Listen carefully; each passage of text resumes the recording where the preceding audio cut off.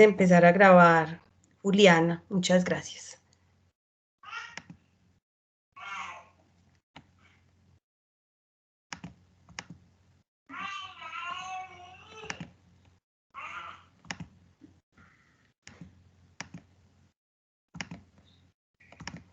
Bueno, como les venía contando, la semana de la inclusión de este año, denominada Construcciones, Retos y Experiencias de Educación Inclusiva en la Educación Superior, de la Fundación Universitaria Católica del Norte, tiene por objetivo aportar a la resignificación de la diversidad como característica inherente a todos los seres humanos y a la transformación institucional para albergar dicha diversidad a partir de una cultura para la inclusión, de políticas y de prácticas.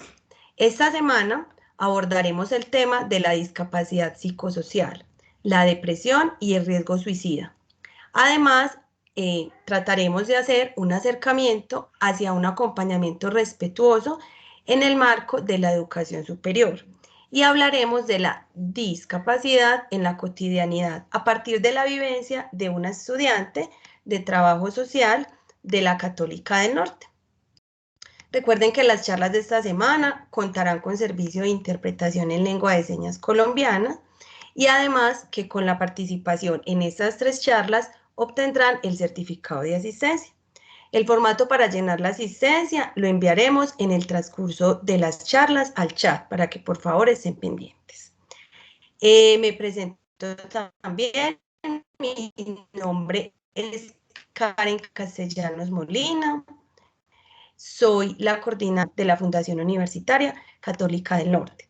Nuevamente entonces les doy la bienvenida y para iniciar con esta semana tenemos como invitado al rector de nuestra institución, el presbítero Diego Rendón, quien hará el saludo inaugural de este evento. Buenas noches, Padre Diego, ¿cómo está? Buenas noches, Karen, muchas gracias. Una feliz noche para todas las personas que han aceptado esta invitación a vivir esta Semana de la Inclusión que lidera la Fundación Universitaria Católica del Norte.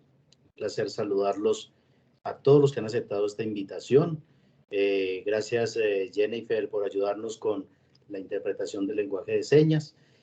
Y bueno, pues estos momentos, cuando tienen que ver con ejercicios propios de la inclusión, siempre digo que son momentos emotivos porque son parte de esa apropiación que está haciendo la universidad. Nosotros nos hemos declarado como universidad inclusiva y eso no puede ser un discurso.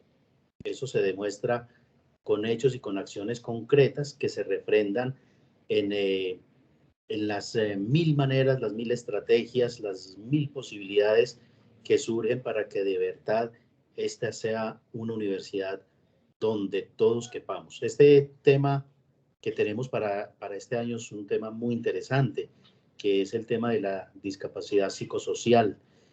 Y es un tema, creo que fueron muy acertados los coordinadores cuando eligieron este tema, porque ahora que empezamos a sentir sobre nuestros hombros el verdadero trauma que ha traído con nosotros esta pandemia y esta situación mundial que estamos viviendo, una sociedad más conectada, más tecnológica, pero también más estresada, más depresiva, en muchísimos más riesgos de los que se han visto, yo creo que en toda la historia de la humanidad antes. Estos últimos años creo que han sido de unas transformaciones inimaginables, pero también de unos choques emocionales para todos, absolutamente para todos, y ahí es donde vamos a necesitar muchos apoyos y ahí es donde yo valoro profundamente que la Universidad Católica del Norte tenga este centro de inclusión, tenga una cantidad de estrategias desarrolladas, esté pensando en este tema que todavía le falta mucho en las instituciones de educación superior, es decir, cómo vivir la inclusión educativa en las instituciones de educación superior. Yo agradezco sinceramente a todos los que están participando, los que hoy van a participar de este primer momento, de este primer conversatorio con este tema. Agradecerle a Luisa Moreno, que nos va a contar sus experiencias y nos va a llevar a identificar todos estos procesos de educación inclusiva en nuestra institución de manera particular. Y bueno, de todas maneras, todas las personas, todos los que han querido participar, todos los que nos van a contar su experiencia, eso nos va a permitir enriquecernos. Y bueno, esto también le va a permitir a nuestro centro de inclusión crecer, fortalecerse, madurar, y sobre todo que estoy muy seguro que también las reflexiones que salgan en esta semana de la inclusión nos va a llevar a nuevos retos en nuestra institución, a cómo mejorar procesos, a cómo afinar muchas estrategias, a cómo reconocernos cada vez más como una institución que tiene obligaciones morales con la inclusión educativa. Así que les agradezco mucho a todos, esperamos que esta sea una experiencia muy bonita, les deseo éxitos a los integrantes del equipo del Centro de Inclusión, agradecerles por generar estos espacios y que entre todos podamos participar, hacer reflexión y acompañarnos con estas experiencias que permitirán pues visibilizar cada vez mejor y de una manera más concreta lo que sería una verdadera inclusión en la educación. Así que bienvenidos todos, muy oportuno este momento, muy oportuno el tema y a aprender más de este tema de la inclusión educativa y en particular de este tema tan apasionante como es la discapacidad psicosocial en el marco de la educación superior. Así que feliz noche y bienvenidos todos. Muchas gracias, padre rector, por su saludo, por el acompañamiento. Gracias también por apostar a que la UCN sea una institución que, además de ser pionera en educación virtual, se convierta también en un referente en lo que tiene que ver con la educación inclusiva. Gracias por el saludo y el acompañamiento. Ahora, entonces, damos inicio a la primera charla de esta semana, que está denominada precisamente la discapacidad psicosocial en el marco de la educación superior. Esta charla está a cargo de Wilson Andrés Amariles Villegas, quien es comunicador, psicólogo y magíster en psicología. Es docente del pregrado de psicología y de la maestría en psicopedagogía de la Universidad Pontificia Bolivariana y acompaña procesos clínicos con niños, niñas, jóvenes y adolescentes. Estaremos escuchando a Andrés por 45 minutos y al final tendremos un espacio para las preguntas. Les invitamos entonces a que escriban las preguntas en el chat durante el transcurso de la charla, para que al final podamos dar un espacio más o menos de 15 minutos para solucionar estas preguntas. Buenas noches, Andrés. Bienvenido a la Semana de la Inclusión. Placer tenerte en este espacio con nosotros. Te escuchamos. Hola, Karen. Buenas noches. ¿Ahí me escuchan bien? Sí, te escuchamos muy bien. Bueno, pues inicialmente agradecer a la Universidad Católica del Norte por la invitación y especialmente a Karen Eliana por tenerme en cuenta para esta charla. Voy a poner acá la presentación, denme un minuto para ponerla grande. Ahí creo que se está viendo bien. Bueno, lo primero es decir pues que celebro doblemente este espacio y lo celebro doblemente porque primero la discapacidad psicosocial suele ser una discapacidad invisibilizada y si no invisibilizada, incomprendida. Y segundo, porque poco se habla de los procesos de educación inclusiva en contextos de educación superior.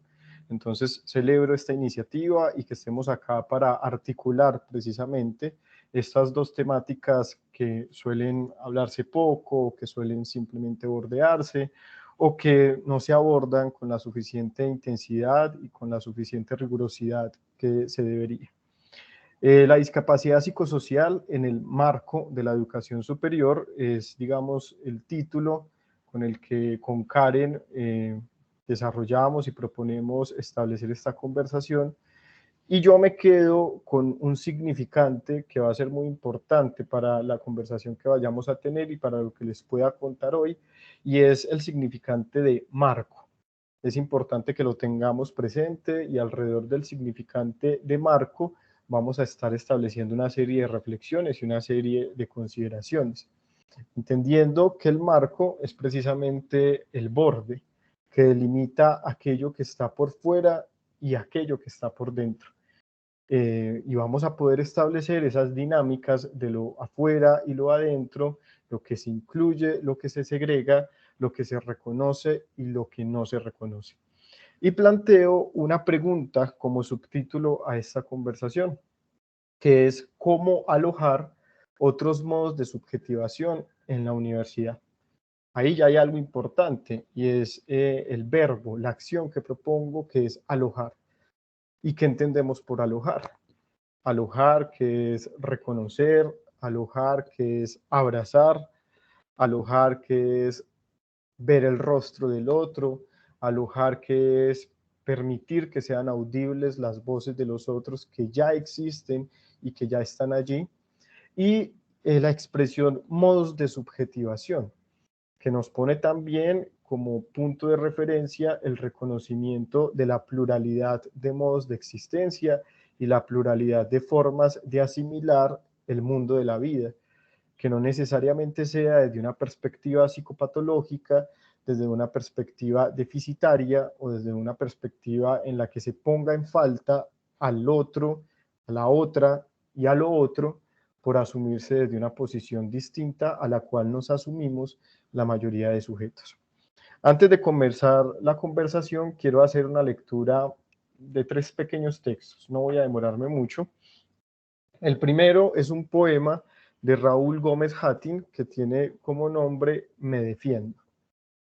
Dice: antes de devorarle su entraña pensativa, antes de ofenderlo de gesto y de palabra, antes de derribarlo, valorad al loco, su indiscutible propensión a la poesía, su árbol que le crece por la boca, con raíces enredadas en el cielo.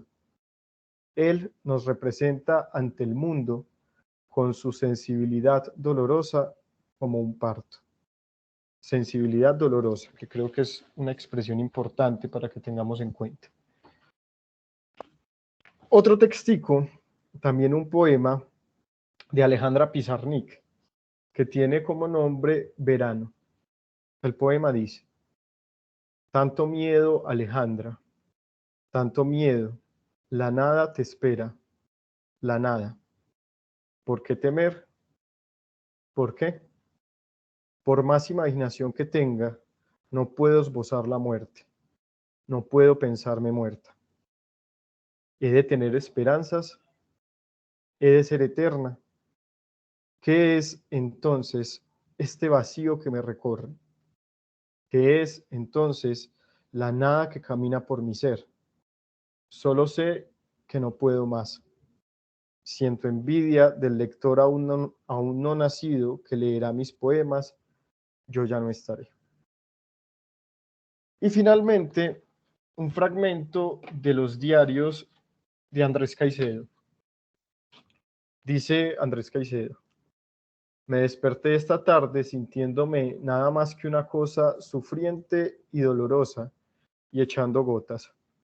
Es la conciencia del fracaso, la que no me deja en paz. Digo, considero un fracaso haber venido acá y no haber vendido nada. Considero un fracaso no poder regresar ya, ahora, cuando quiero estar allá, y pienso en lo que podré hacer allá y resuelvo, me encerraría en un cuarto y esperar la hora de cada comida y ser servido por la sirvienta, a la que detesto por servirme y por gustarle servir, y conversar en la mesa con mis padres, o si no, oírlos conversar de lo que para mí no tiene ningún sentido, nosotros 3, los 2 viejos, y el hijo hombre que nunca creció, nunca consiguió mujer y envejeció antes de cumplir los 20.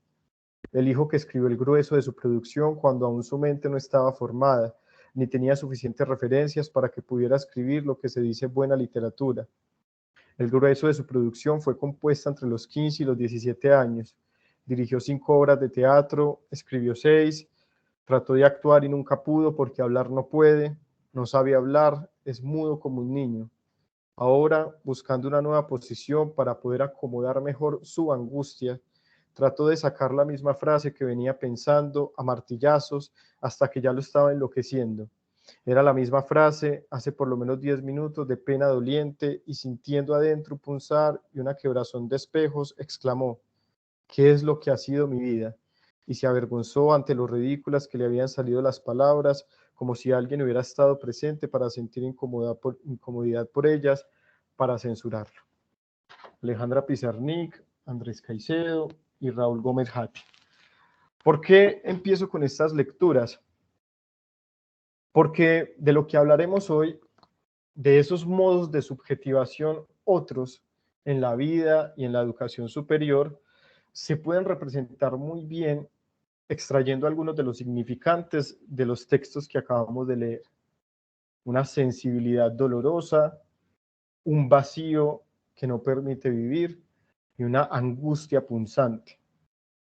Vamos a ver que la discapacidad psicosocial está relacionada con algunos diagnósticos.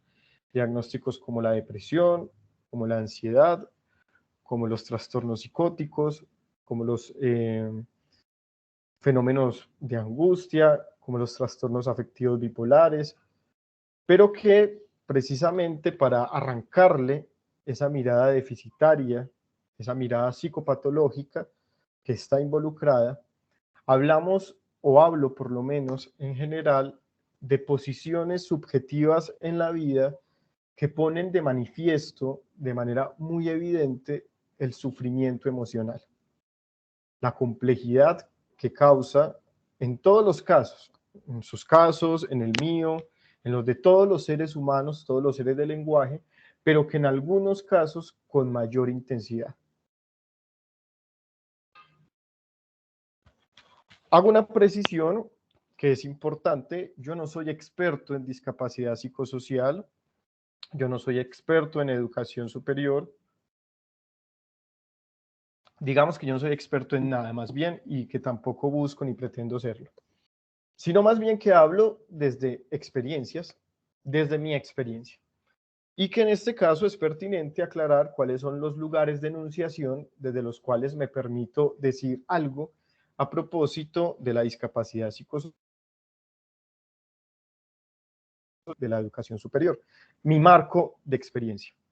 Y por eso digo en un principio que el significante marco va a ser muy importante, porque precisamente la experiencia, que es mi marco, hace que algunos fenómenos, que algunas situaciones, que algunas intelecciones y que algunas comprensiones estén por dentro de lo que puedo decirles, hagan parte de lo que para mí es reconocible y que seguramente otros van a quedar por fuera, precisamente porque no han hecho parte o no han hecho o no se han constituido en los entramados de mi experiencia y por lo tanto no podré nombrarlos.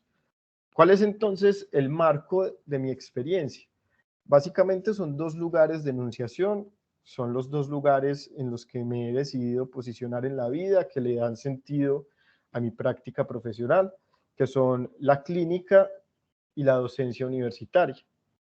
En la clínica he tenido la experiencia y la posibilidad de acompañar procesos tanto en marcos institucionales como en la clínica individual, particular, del uno por uno.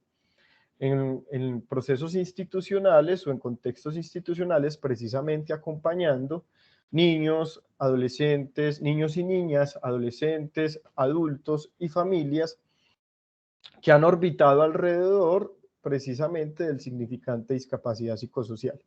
Personas que se han encontrado en riesgo de exclusión social a razón de sus condiciones emocionales, comportamentales y relacionales. En general, sujetos que han encontrado dificultades, que han encontrado barreras para establecer el lazo social, para hacer vínculo con los otros y con el mundo.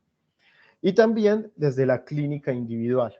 Desde hace varios años vengo acompañando personas, particularmente con un número significativo de estudiantes universitarios que se han encontrado con unas dificultades bien significativas en ese tránsito de la experiencia escolar a la experiencia universitaria.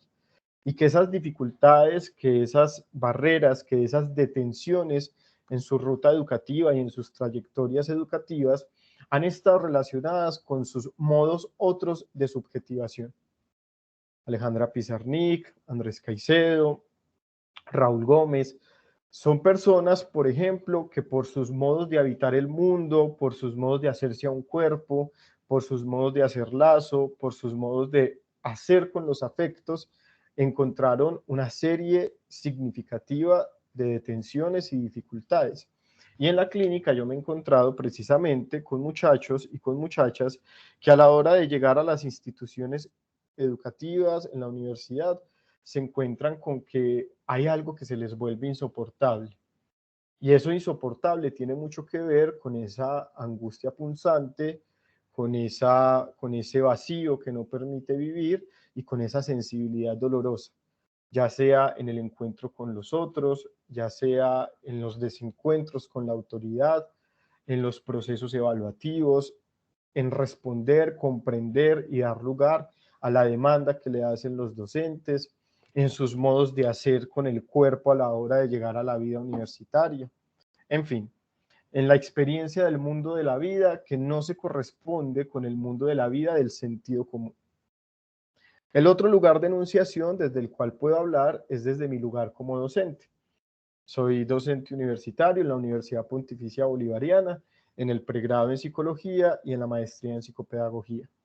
Y como docente me he encontrado con la posibilidad y con el reto de acompañar estudiantes que precisamente han visto o han encontrado esta serie de detenciones y esta serie de dificultades, y he tenido que responder pensando en el marco, en un marco otro, un marco que se pueda extender, un marco que se pueda flexibilizar, un marco que se pueda mover y que le dé lugar a sus formas de responder, a sus formas de aprender, a sus formas de relacionarse de otras maneras a las que yo me hubiera imaginado como docente que planea, que estructura, que evalúa, teniendo unos marcos determinados.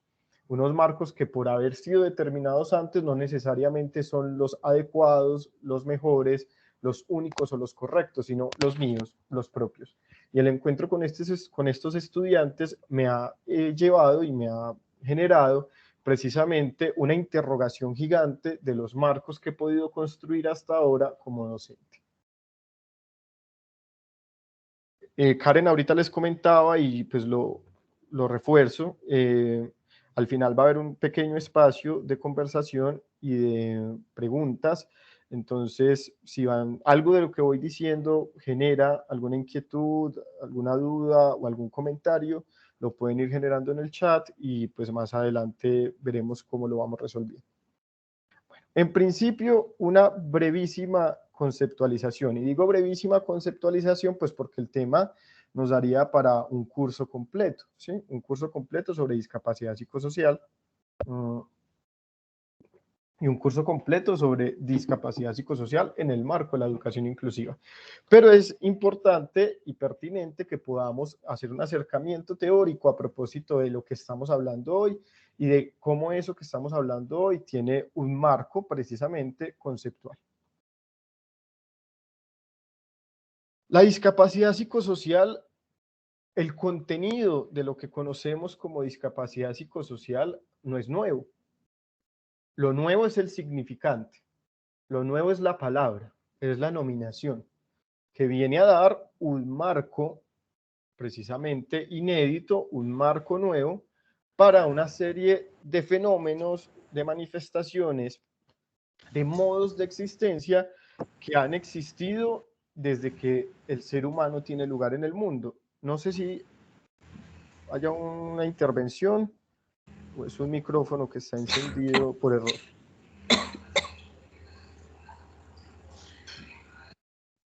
Creo que era un micrófono por error.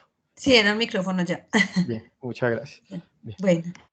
El contenido de lo que hoy conocemos como discapacidad psicosocial, pues precisamente, si descomponemos la expresión, el significante psicosocial, pues nos encontramos con que psico se refiere al psiquismo, al contenido de la mente, al contenido de lo que puede producir nuestro cerebro humano, si se quiere, pero en general nos referimos con lo psico a los modos en cómo se configuran, se organizan y funcionan los productos mentales, el psiquismo.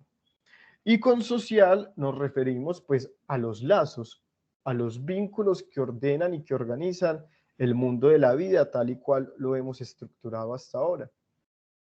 Otra definición importante es la de discapacidad. El curso que yo acompaño en la maestría de psicopedagogía es precisamente el curso de educación inclusiva. Y en ese curso de educación inclusiva, pues hacemos muchas reflexiones a propósito de qué entendemos por discapacidad. Precisamente porque las nociones, las elaboraciones y las concepciones que tengamos sobre lo que es la discapacidad nos generan un marco comprensivo que nos permite ver algunos tipos de cuerpos, de corporalidades, de existencias y actuar con ellos. Actuamos con las personas con discapacidad dependiendo de la noción que hemos elaborado sobre discapacidad. En mi caso, me gusta hacer la anotación de que la discapacidad, me adhiero a las perspectivas sociales críticas que no la entienden como una inherencia. No se nace siendo una persona con discapacidad, sino más bien que la entiendo como una emergencia. En el encuentro con el mundo, en el encuentro con los avatares de la vida, en el encuentro con los códigos, las prácticas, las culturas, el andamiaje que organiza esto que conocemos como cultura, algunos sujetos que presentan algunas divergencias, variaciones o particularidades, en ese encuentro entre estos sujetos y el mundo de la vida se produce una interacción que genera barreras y que genera barreras que imposibilitan o que dificultan la participación, el aprendizaje, el juego en la interacción. Entonces, un sujeto no deviene, no cae al mundo con discapacidad. Más bien podríamos decir que un sujeto en el encuentro con el mundo, un mundo que no es natural, sino que es organizado, construido, establecido social y culturalmente, emergen allí algunas barreras que le imposibilitan y le dificultan su trayectoria y su existencia. Por eso, algunas situaciones, condiciones o por particularidades que hace algunos años, algunos siglos, eran consideradas como discapacidad, hoy tal vez no lo son, porque ese mundo cultural y ese mundo social que se ha organizado para darle lugar a los sujetos ha sufrido modificaciones y ha generado movimientos que posibiliten que estas personas participen, interactúen, hagan parte. De la misma manera, en unos siglos, mirando hacia atrás, condiciones, situaciones, divergencias, diferencias, particularidades en el funcionamiento, en la forma de organización del cuerpo, en la forma de organización de los órganos que nos componen, no serán consideradas ya discapacidad porque habremos hecho modificaciones, ajustes, adaptaciones, movimientos que le permitirán la participación, la interacción y la libre circulación y existencia a estos sujetos. Entonces, teniendo claras estas nominaciones, sabemos que lo psicosocial se refiere a esos impases, a esas dificultades, a esas detenciones que se producen en la configuración del lazo social, en la configuración de los vínculos, en la configuración de los encuentros con el mundo, con lo otro y con los otros, a razón de condiciones psíquicas, de formas de organización de lo psíquico. Y lo psíquico contiene entonces los afectos, los pensamientos, las formas de construcción y organización del cuerpo, las formas de representación de los otros, y que hace algunos años, como decía, no eran nombrados, nominados, contenidos a partir de la nominación de psicosocial, sino que han tenido otras formas de nominación.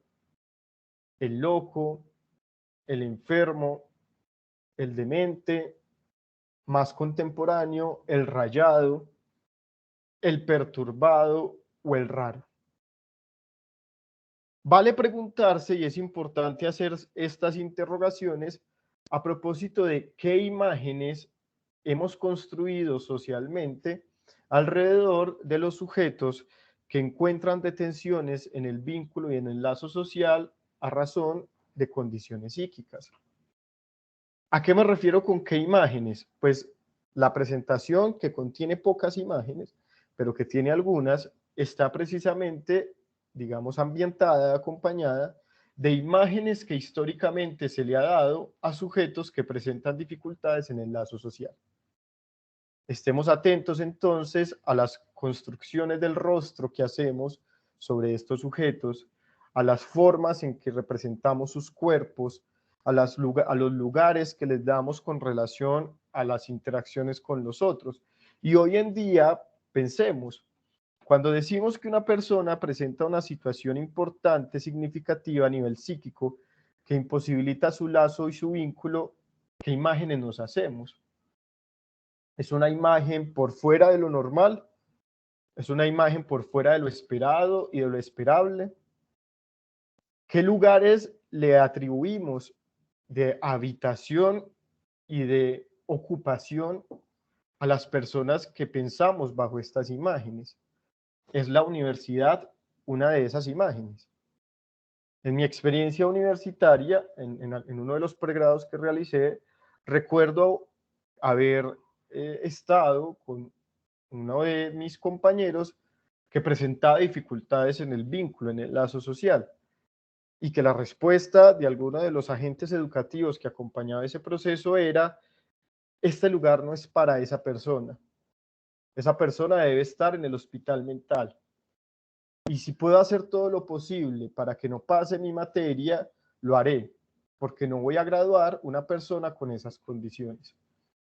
Ahí hay un marco que deja por fuera. Un marco que dice: adentro solo caben ciertos tipos de sujetos y quienes no están contenidos en ese marco deben salir. ¿Qué significantes usamos hoy para nombrar a aquellos que presentan dificultades en el vínculo y en el lazo social? ¿Cómo nombramos a esas personas? ¿Y qué efectos performativos, es decir, qué hacemos con esas palabras, qué productos generan esas palabras que usamos para nombrarnos a ellos? En el campo de lo educativo, ¿cómo nos referimos a esos estudiantes? Hace poco, en Argentina, en la Facultad de Psicología, fueron expulsados 3 docentes porque estaban realizando una evaluación virtual con una estudiante. La evaluación estaba siendo grabada y se les olvidó. El estudiante o la estudiante, no recuerdo, sale de la grabación y esas 3 personas quedan hablando de ese estudiante. Y dicen: si viste cómo estaba de tarado esa persona, va derechito para el psiquiatra. Ah, sí, es que ya se le ve el rayón, dice otra de los docentes que estaba ahí. Son significantes que producen fenómenos de exclusión y de segregación. Son significantes que estrechan el marco de lo reconocible y dejan por fuera a estas personas. Ahora, ¿qué tratamientos consideramos para el sufrimiento emocional de las personas que presentan estas variaciones o dificultades? Porque dependiendo de esos tratamientos, también podremos decir que la institución educativa no es una institución que pueda tratar con este tipo de sujetos. Y por lo tanto, también a veces pensamos en las causas, porque la localización de las causas nos puede llegar a darle un lugar determinado o no a este tipo de situaciones para permitir ingresarlo o no dentro del marco de lo posible.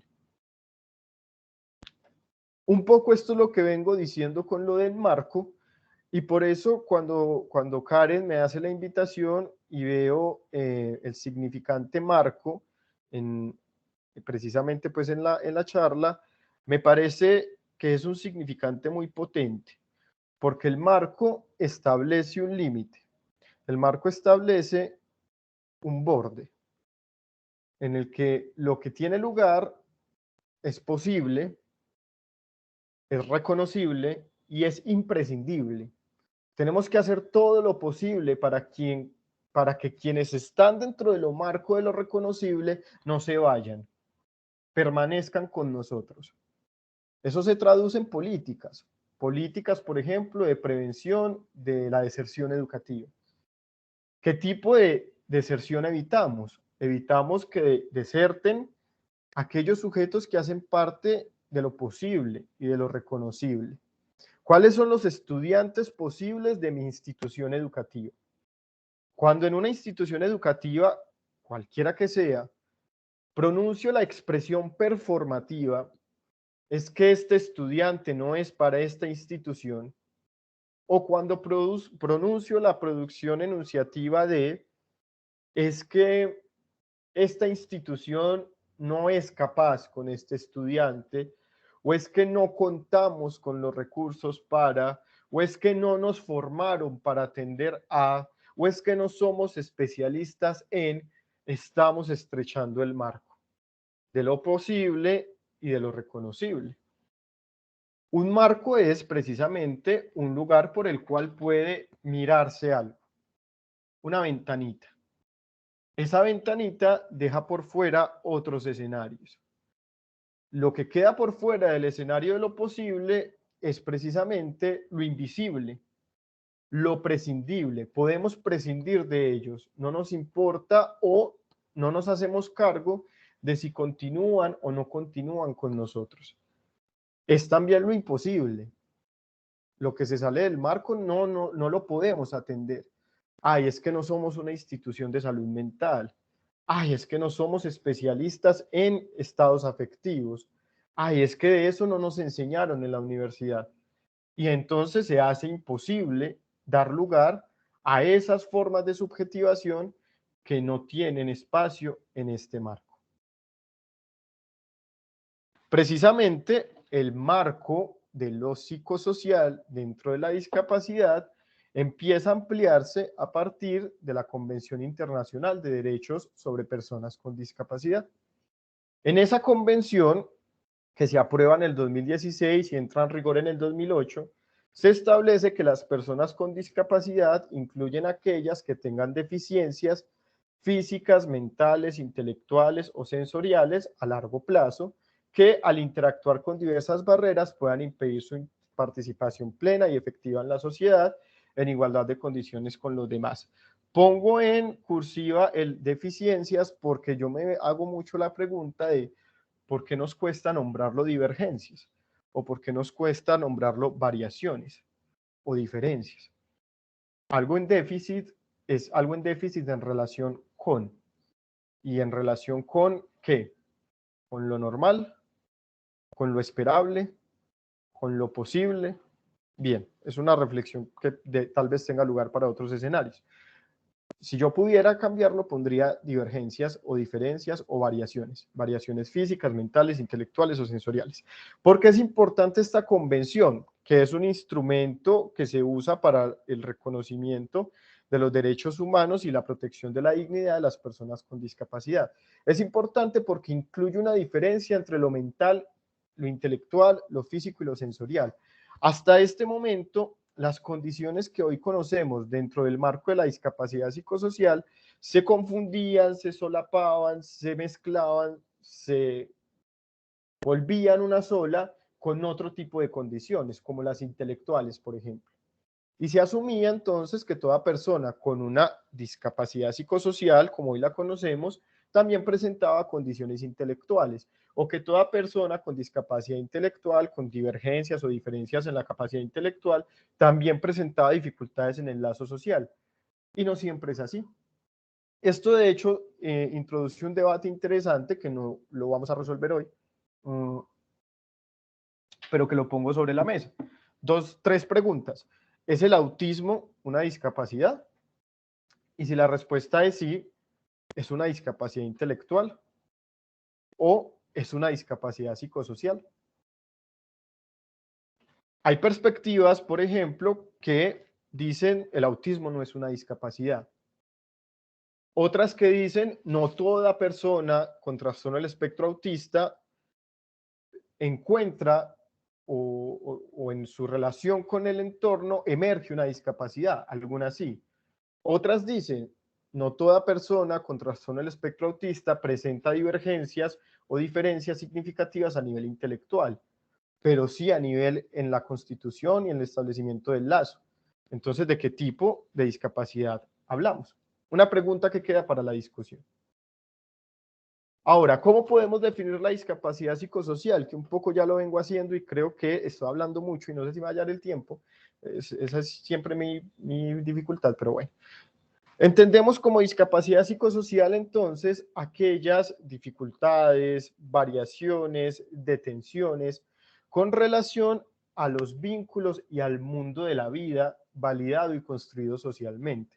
Esa expresión del mundo de la vida es importante y es muy potente, porque aquellos que no estamos dentro de la discapacidad psicosocial ni dentro de las neurodivergencias, construimos un mundo de la vida que se sostienen unos referentes de sentido y unos referentes simbólicos más o menos similares.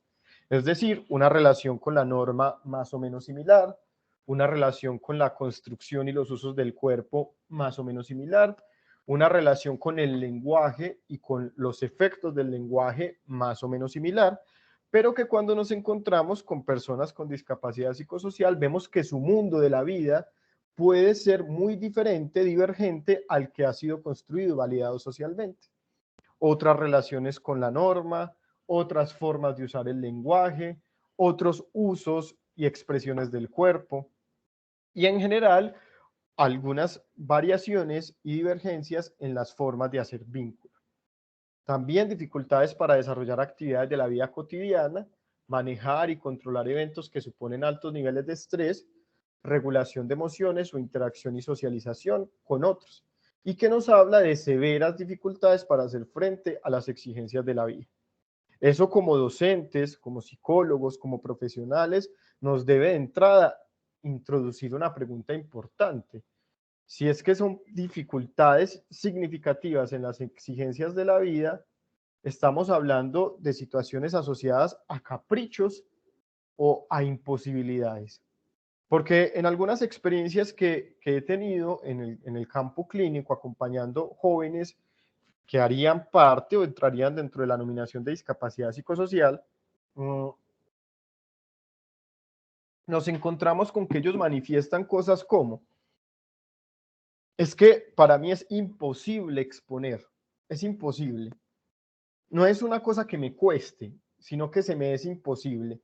Si yo salgo a exponer, yo siento que la mirada del otro se me hace persecutoria, que la mirada del otro es amenazante, que me duele, que siento que mi cuerpo no puede sostenerse. Recuerden los tres significantes de las lecturas iniciales. Una angustia punzante, un vacío doloroso y se me escapa el tercero. Pero que son esos tres significantes que nos hablan de una relación con el mundo, con el otro, radicalmente diferente. Pues bueno, exponer para este estudiante es del orden del capricho o es del orden de la imposibilidad. Realmente es imposible exponer. Para ello, bueno, una claridad acá que es importante. Algunas preguntas que se hacen en algunos casos son, como la discapacidad psicosocial suele estar asociada con diagnósticos de salud mental, como cuadros depresivos, como trastornos de ansiedad, como trastornos de personalidad, como episodios o trastornos psicóticos. Entonces la pregunta que aparece a veces es si todo diagnóstico psíquico mental constituye una discapacidad psicosocial. La respuesta es no, no necesariamente.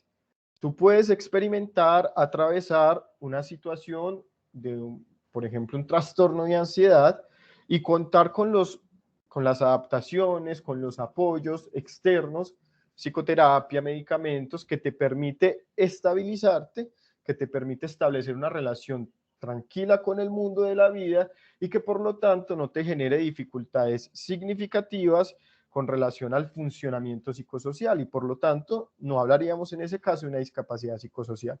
O en otros casos puede que no haya un diagnóstico como tal establecido y por condiciones o eventos de la vida, condiciones psicosociales precisamente, una situación de violencia, una situación asociada al conflicto armado, una pérdida, que en su duración y en su afectación en el funcionamiento psíquico sean tan fuertes y tan impactantes que produzcan barreras significativas en el encuentro con lo académico y con el mundo. Y ahí hablaríamos de una discapacidad psicosocial.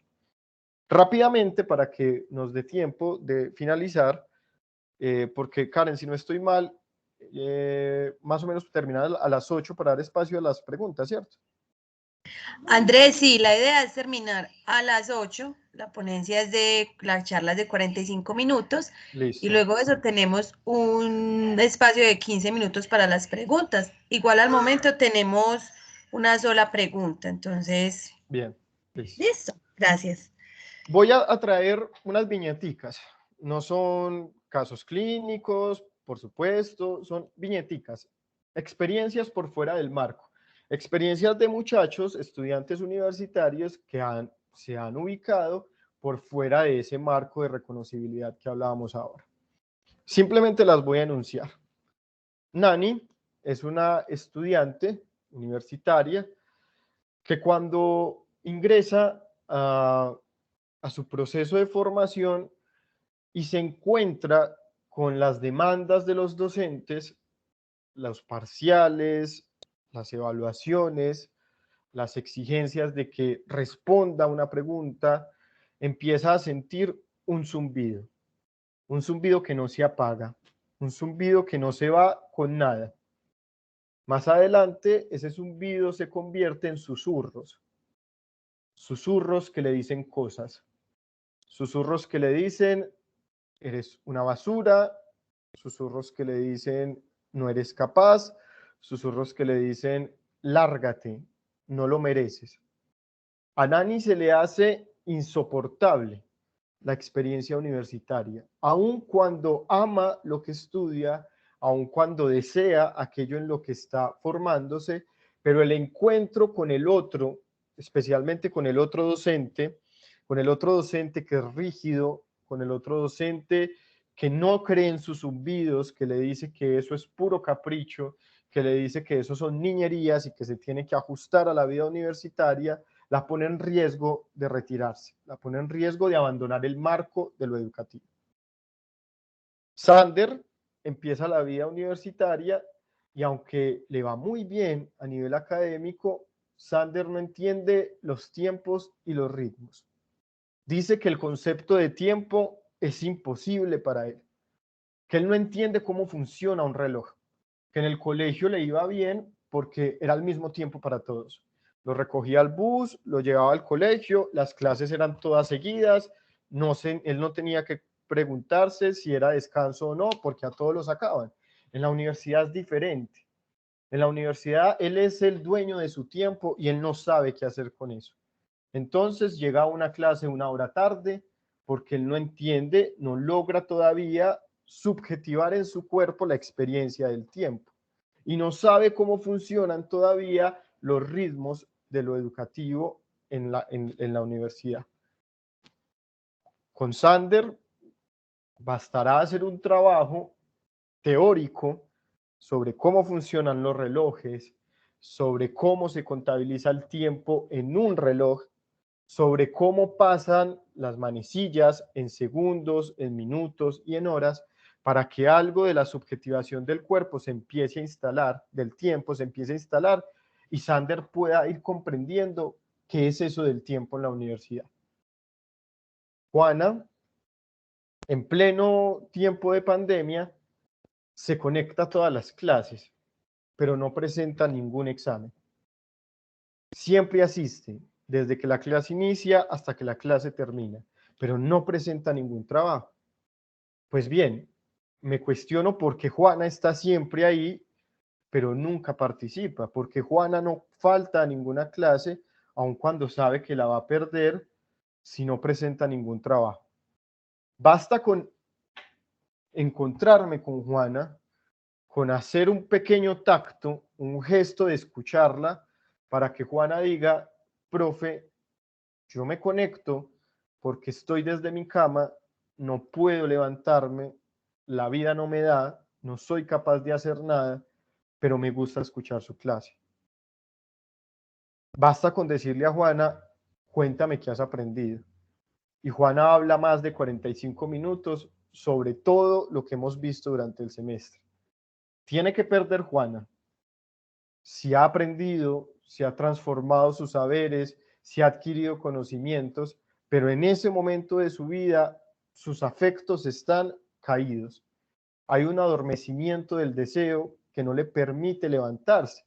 Es muy bonito lo que dice: puedo estar en clase porque me acuesto a escucharla, porque no puedo levantar. Ahora Nelson está en riesgo de ser expulsado de la universidad porque es grosero. Y es grosero porque se atreve a decirle al profesor: usted está equivocado, o porque se atreve a levantarse en un examen y decirle a la docente: este examen tiene errores de ortografía. En el espacio clínico se indaga con Nelson ese significante grosería. Nelson, estás a punto de perder como tu espacio en la universidad porque los profesores señalan que sos un hombre grosero con todos ellos. A lo cual Nelson no entiende y dice: es grosera la realidad, yo no los estoy insultando.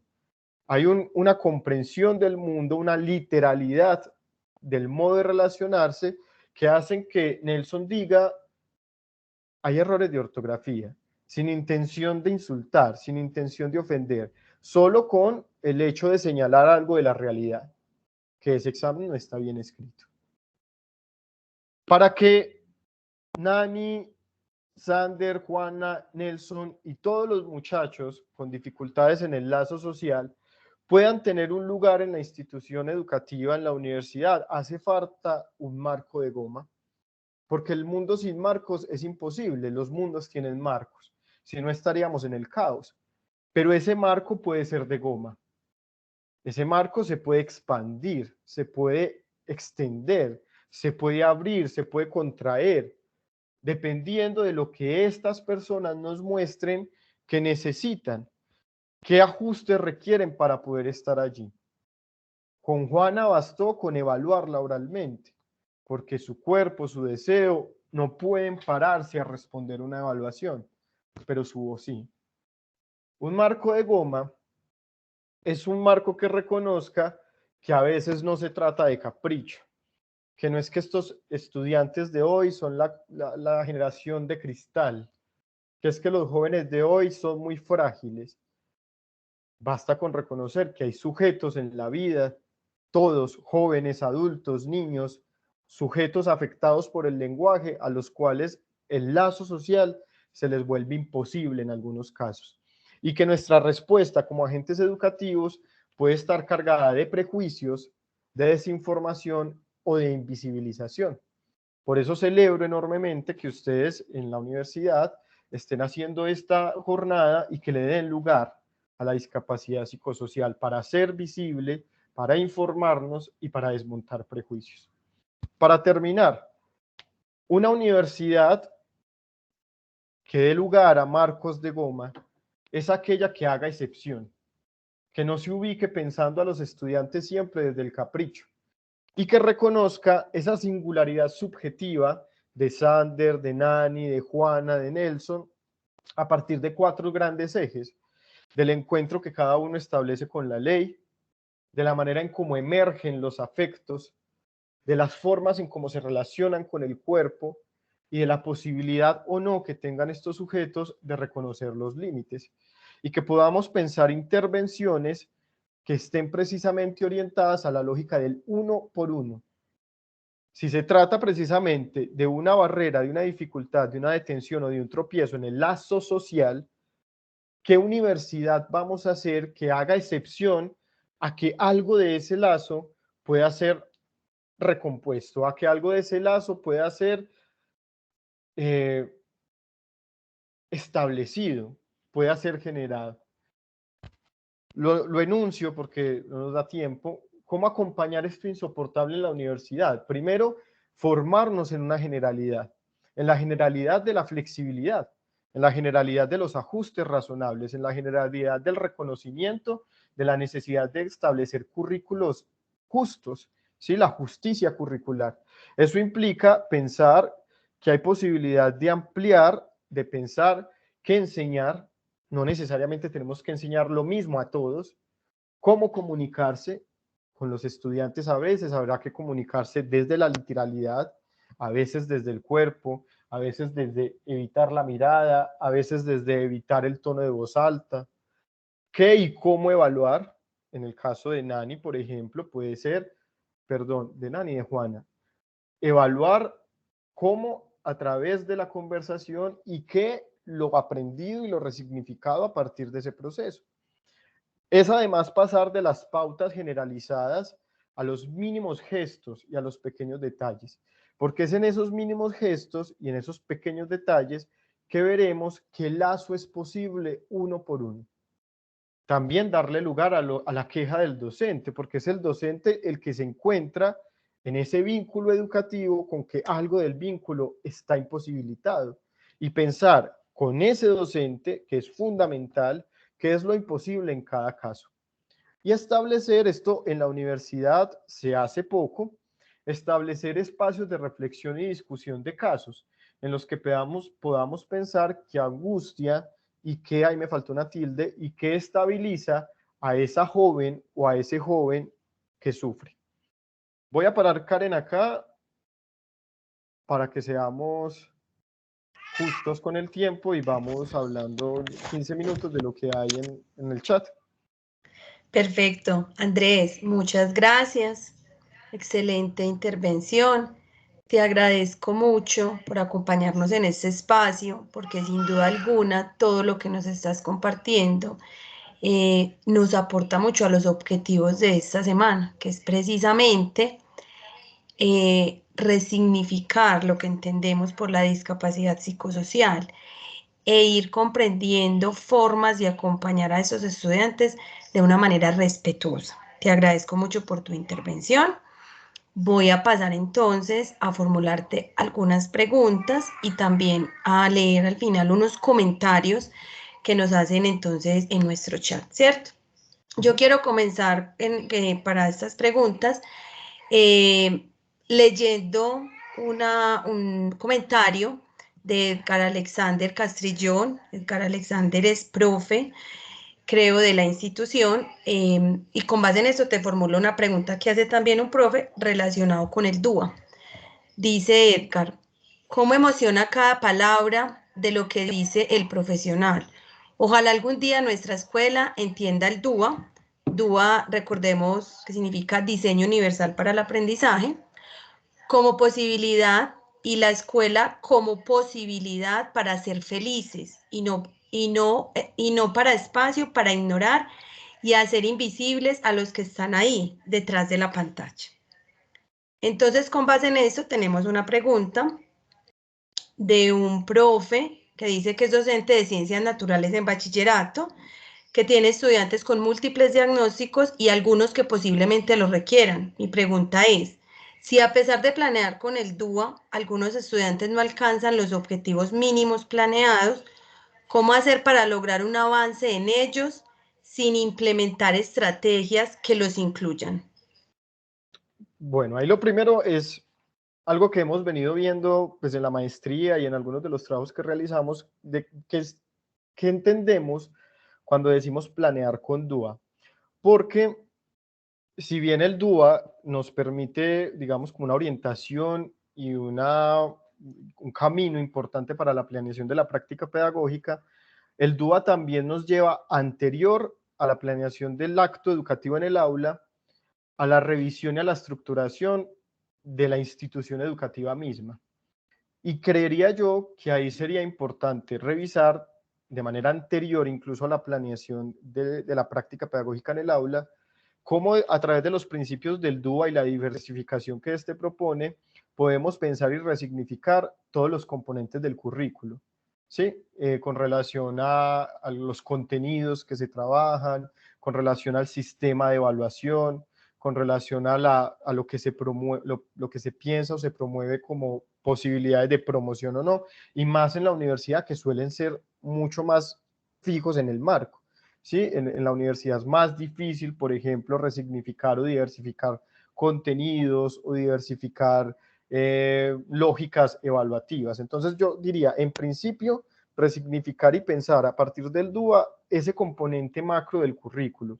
Luego pensar la planeación como tal de la práctica docente en el aula y finalmente, si no es posible promover como la trayectoria educativa de ese estudiante, identificar qué ajustes razonables se requieren para él, qué apoyos se necesitan, ya sean apoyos de sí mismo, apoyos externos, apoyos especializados, qué modificaciones y adaptaciones podemos hacer precisamente derivado de la Convención sobre los Derechos de las Personas con Discapacidad. Esos ajustes son pensados para evitar cargas desfavorables y cargas que no sean coherentes con la posición subjetiva y la posibilidad de respuesta de esos estudiantes. Entonces creo que sería mirar también si esas cargas que en ese momento, a pesar de la flexibilización a través del DUA, siguen siendo desfavorables y siguen siendo incoherentes con la misma posición subjetiva de ese estudiante. Muchas gracias, Andrés. Gracias por tu intervención. Voy a pasar entonces a formular otra pregunta relacionada con lo que tiene que ver con la forma de nombrar. También que ahorita lo hablabas, Andrés, y es precisamente lo que está referido, dice Edgar. El mundo actual nos ha hablado de un asunto de discriminación desde el uso mismo del término discapacidad. ¿Es necesario cambiar desde el lenguaje el uso del término discapacitado o puede asociarse a la cotidianidad? Desde la discapacidad psicosocial es preciso asumir la diferencia. ¿Cómo entender que todos son diferentes y que no es parte de mi subjetividad? Bien, bueno, yo creo que ahí pues son perspectivas, ¿cierto? El hecho de que exista la nominación actualmente de discapacidad produce efectos dependiendo del uso que se le dé, ¿cierto? Hay movimientos o perspectivas que son como perspectivas antietiquetas, ¿sí? Yo diría ahí, pues dependiendo del efecto de la etiqueta. Por ejemplo, hay casos en los que para un estudiante ser reconocido dentro del marco de lo institucional como un estudiante con discapacidad psicosocial puede tener efectos muy favorecedores en su trayectoria educativa, en el sentido en el que se puedan establecer precisamente esos ajustes razonables, esas flexibilizaciones evaluativas, esas adaptaciones dependiendo de sus posibilidades. Creo que tiene que ver mucho también con la concepción dentro de la cultura y dentro de las prácticas que se tiene de la noción misma de discapacidad. Y que hay una tarea muy grande para las instituciones educativas y es que mientras que la noción de discapacidad exista, que existe actualmente y que es operativa actualmente, ¿cómo vamos a transformar esos imaginarios sociales y culturales para que no tenga efectos de producción de minusvalías o de producción de fenómenos de exclusión y segregación? Otro lugar para la discapacidad. Ahora, si el mundo se orientara hacia lo que se propone con el diseño universal para el aprendizaje, a lo que se propone con la educación inclusiva como tal, pues llegaría un momento de la existencia en el que la categoría misma de discapacidad sería, digamos, innecesaria. Si el ordenamiento del mundo de la vida realmente da la posibilidad para la participación, para el aprendizaje, para la circulación de todos los sujetos, independientemente de sus divergencias o sus variaciones sensoriales, físicas, relacionales, vinculares e intelectuales. No sé si se me escapó algo de la pregunta.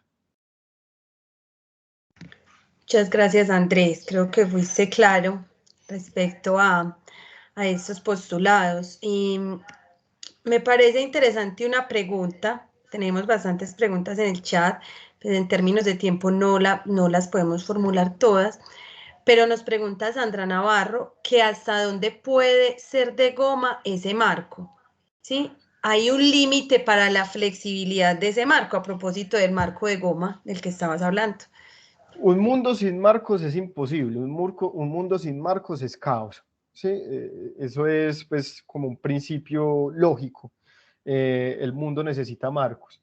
¿Cuáles serían los límites? Pues yo no sé, creo que depende precisamente de la forma en cómo la institución se construye y se piensa a sí misma. Creo que dependiendo de la forma en cómo cada universidad, cada institución educativa piensa su ser, el qué, el cómo, el para qué, el cuándo, el dónde de la educación, serán esas respuestas a esas preguntas las que determinen la posibilidad o no de la continuidad de la flexibilidad de ese marco de goma, ¿sí? Dependiendo pues como de cómo la institución misma se piense. Finalmente habrá siempre marcos, ¿sí? Los marcos mínimos del contacto con el otro, los marcos mínimos del ordenamiento del mundo. El asunto es hasta dónde los podemos llevar a partir de las respuestas que nos hacemos a las preguntas del qué, el cómo, el cuándo, el dónde y el para qué de la educación. Muchas gracias, Andrés. Bueno, tenemos varias preguntas, en términos de tiempo no las podemos responder todas, pero voy a hacer una última pregunta que obviamente, Andrés, nos la respondes desde tu perspectiva, pero es una pregunta que la hacen muchos, sobre todo los profes en procesos de capacitación, y creo que es una pregunta que nos compete a todos. Es desde tu perspectiva, ¿cómo poner a conversar el sector educativo y el sector salud frente a la categoría de discapacidad psicosocial? Porque los discursos y las prácticas son independientes. Bien, hay incluso pues en los cursos de psicología educativa que acompaño en la universidad, hablamos mucho del hecho de que como agentes profesionales de la salud, por ejemplo los psicólogos que somos profesionales de la salud, pensar la institución educativa como un entorno promotor de la salud y un entorno promotor de la salud mental. Un poco alejarnos de la idea de la salud como la práctica que interviene la enfermedad solamente, y también pensar la salud como esa totalidad de los procesos de bienestar de los sujetos, y que la institución educativa puede ser un contexto precisamente que promueva la salud de los sujetos. Ahí hay algo importante y es, ¿cuál sería como esa relación? Creería yo que la relación más pertinente sería la relación de conversación. Cómo lo pedagógico y las ciencias de la salud o el campo de la salud pueden conversar de manera, ¿cuál sería la expresión? Como de manera alternada, que sea una verdadera conversación. Porque lo que vemos en muchos escenarios no es una conversación, sino una relación unidireccional en la que en el contexto educativo se identifica un sujeto con particularidades que requiere de ayuda especializada y por lo tanto se dirige de manera lineal donde el especialista. Como que se sale del marco de lo educativo para que sea atendido en el marco de la salud. Y me parecería ahí que sería importante establecer un marco en el que pueda haber conversaciones teórico-prácticas en las cuales, teniendo en cuenta que es un marco disciplinar independiente, diferenciado, pero que la institución educativa misma puede convertirse en un escenario promotor de la salud a partir de esas conversaciones de ida y vuelta que se den entre lo educativo y entre las ciencias de la salud. Andrés, muchas gracias. Creo que fue muy clara esta respuesta. No sé si quieras agregar algo más en esta intervención. No, pues que les compartí la presentación al chat, porque alguien preguntaba pues como que si la podía compartir y claro, pues el saber es para compartirlo, entonces ahí está el enlace de Genially para que lo revisen, lo usen como consideren. Andrés, muchísimas gracias. De todas maneras, la idea también es que por favor les estamos compartiendo el formulario de asistencia del día de hoy para que lo llenen. La idea es quedarnos con sus correos electrónicos porque al final de esta semana les vamos a enviar también las memorias, las presentaciones de los ponentes. Andrés, muchas gracias por estar con nosotros esta noche, por compartirnos un poco acerca de tu experiencia, por tus conocimientos. Esto sin duda alguna nos continúa brindando herramientas que son clave para aprender en torno al tema de la inclusión y para seguir generando acciones en pro de la construcción de la cultura de la diversidad en el ámbito de la educación superior. Yo quiero hacer una última anotación, y es que lo decía ahorita Alexander, es muy importante resignificar las prácticas docentes. Y para que esto sea posible, también tenemos que mirar nosotros como profes cómo nos estamos asumiendo, cómo estamos acogiendo a esos estudiantes Y lo que decía ahorita Andrés, también pensar, también lo veo yo, en pensar en relaciones horizontales, es decir, que pensemos el plano de la educación desde una relación horizontal, en donde el profe no se asume como sobre los estudiantes, sino que estamos en un mismo plano, somos aprendices, nos asumimos durante toda nuestra vida como aprendices, y eso nos lleva también a que la educación inclusiva y el reconocer la diversidad como característica inherente de todos los seres humanos lleve a que estos procesos de educación se enriquezcan. Entonces, muchas gracias, Andrés.